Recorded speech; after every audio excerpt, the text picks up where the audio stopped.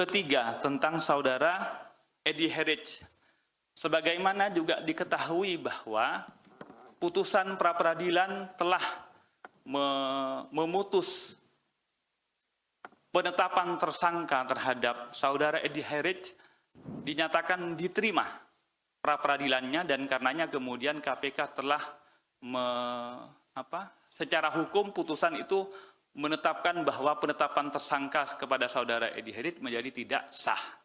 Lantas apa yang dilakukan oleh KPK? Sejauh ini kami juga kemudian mencoba melakukan koordinasi, karena kemudian berdasarkan informasi dari koordinasi dan supervisi menyampaikan bahwa kasus tersebut antara saudara Edi Herij dengan Helmut juga sedang kemudian berperkara dalam dugaan penipuan, sehingga relasi antara Edi Herij dengan saudara Helmut itu kemudian juga sedang dalam proses pemeriksaan di Bareskrim.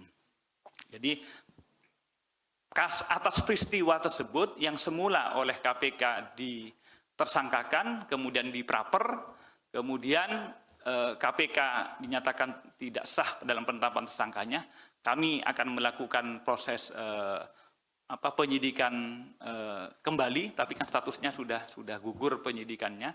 Maka kemudian ketika akan dilanjutkan, kami mendengar, dan karenanya kami sedang berkoordinasi dengan Bareskrim, apakah kasus ini kasus yang sama? Apakah kasus ini juga atas sebuah peristiwa hukum yang satu?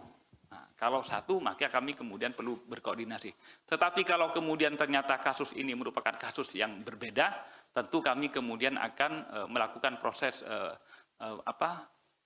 mengulang proses penyidikannya sesuai dengan ketentuan perundang-undangan. Karena yang dipersalahkan adalah kami menetapkan tersangka sebelum proses penyidikan, dan alat-alat buktinya dianggap diperoleh sebelum proses penyidikan.